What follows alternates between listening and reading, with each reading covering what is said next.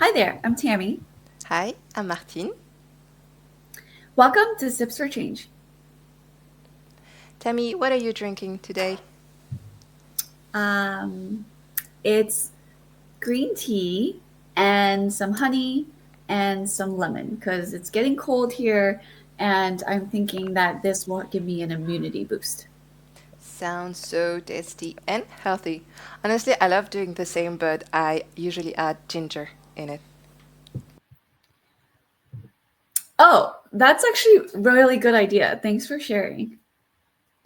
Of course, health hacks and tips are a big priority for me. So, as a mom, so I can work smarter, not harder. And speaking of big priorities, let's jump into our big topic today: how to source sustainable events. It's important that we not only talk the talk, but also walk the walk. The venue choice can have a serious impact on sustainability goals. Definitely. I've done some reading on some interesting data points, which again, we'll share the links in the description. Did you know that the events generally average a 1.2 kilograms of waste per participant per day? Yeah, that adds up very quickly when we're thinking about the carbon footprint of an event. According to a 2023 Meet Green study, the top contributors of an event's footprints are one, attendee travel, two, event builds and assets such as carpeting at a trade show, three, staff and crew travel, four, venue energy, and five, food service. Wow, that's a lot. And that diagram is very helpful. Thank you, Tammy. So, how do those five things impact venue sourcing? Well, there are many ways that venue selection could affect any of those things. For example, to reduce attendee travel, you can select venues that are closer to your clients. So, example, if your clients and attendees are in Manhattan, host the event in New York City, not in Florida, so you don't make them travel. Pick venues that are easy to get through public transportation. Martine, I think you suggested virtual and hybrid events before, right? Hybrid events using the hub and spoke model can significantly reduce both attendee and staff travel. Yeah. And meanwhile, sorry. Meanwhile, if we remove attendee travel and look at the rest of the list, event builds and assets, staff and crew travel, and venues make up 80% of the rest of the event's footprint. To reduce the footprint in the event builds and venue energy categories, you can select a venue that already has carpeting or provides most of the furniture or AV. So you don't need to rent more of those things to be shipped in. And additionally, if the venue has in-house staff or is already leveraging renewable energy, that help reduce some more carbon too. And I think the renewable energy part is where a lot of venues are already getting on board. I read that by sourcing cleaner, sustainable energy from San Diego Community Power, a nonprofit that provides clean energy, San Diego Convention Center has rated their use of renewable energy from 31% to 50%. That's a perfect example of SDG7. Even in our case study on the Paris Olympics 2024, we saw a lot of venues in France using renewable energy too. So it's truly impressive, and I'm super glad because it does have a large environmental impact, especially when you think about the number of convention centers and event venues around the world. Now, Martine, for the planners who may be new to this, how can they get started? That's a good question. Um, for planners who already have set venues or have preferred partners, I would recommend that they include this sustainability request within their RFP, request for proposal. It can be as simple as requesting details about any sustainability initiative they have on their property to something as complex as requesting their annual impact reports and energy consumption reports and waste management procedures. Super awesome. What about the planners who are starting fresh and this is their first time sourcing a venue? Well, they can still make sure to include the request in their RFP, but then there are actually directories online they can reference. Sites like Greenview Portal and Sustainable Events Alliance list venues by their sustainable practices. Destination management companies or convention and visitors bureaus would be good resources to use too. And Additionally, if you want to be more aggressive with your sustainability goals, then you can also work with an agency specialized in organizing sustainable events, such as Meet Green. Plus, checking for certifications like LEED, Leadership in Energy and Environmental Design, through the US Green Building Council or ISO, International Organization for Standardization, can help too. Right. LEED certified buildings are required to follow strict design guidelines that conserves energy, water, reduces CO2 emissions, and improve indoor environmental quality. So LEED is a great certification to look for when you're considering sustainable event venues. It automatically reduces the work on the planner to have to request that information from the venue's contact because LEED certified buildings already meet a lot of the sustainability standards. The US Green Building Council also has a full list of directory on their website for their LEED certified buildings. This is something that you can communicate to your attendees too. And for those who value sustainability, would love to know that they're a part of something eco-friendly. I know I would. Whenever I walk into a LEED certified building, I always take a picture. I'm like, oh, this is LEED certified. So I love that.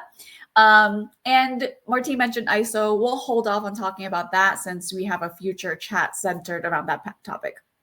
Yeah, I really love that too, honestly. When choosing a venue, I think it's a perfect item to consider. So, Tammy, what else should we consider apart from certifications? Great question. So back to that graphic that you saw previously, you saw that food and service was the additional 10% on top of the other 80% that Martine had mentioned previously. For this category, local sourcing would be the biggest deal. Venues that source locally for seasonal ingredients for their catering can help reduce the carbon footprint associated with transport and also supporting local farms. Usually, produce that has to be transported over long distances tends to have more preservatives, pesticides, and risk quality loss over time. So, it's definitely great to support small and local farms. And to be honest, the taste of local goods is always so much better anyway. I agree so much. Um, Now, the last pieces of that graphic that we saw were freight and one listed as other, which includes miscellaneous stuff like transportation, swag, and I think we can bundle decor into that as well. This is where we can factor replacing print with digital, especially you're looking to use energy efficient venues. Digital signage and displays are much less wasteful than print. So when planners are doing site inspections, it's good to have that in mind and check those display areas and monitors available so that you can consider those on site.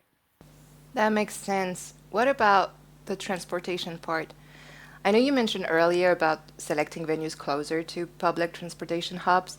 What about encouraging carpooling or providing shuttle buses from central locations? Since the graphic mentioned on-site transportation specifically. Yeah, absolutely. I believe this applies more to larger events like festivals or events that span over large areas like a campus or something. And like you mentioned, having shuttle buses would be great, maybe even energy efficient vehicles that allow guests to travel around the campus or the large event space together more efficiently rather than having individual people order their own ride shares. Events like this can also consider bicycles or bike share programs or be intentional about selecting the venues that have convenient walking routes so attendees can even consider walking. I really love that. The bicycles. I would definitely take that.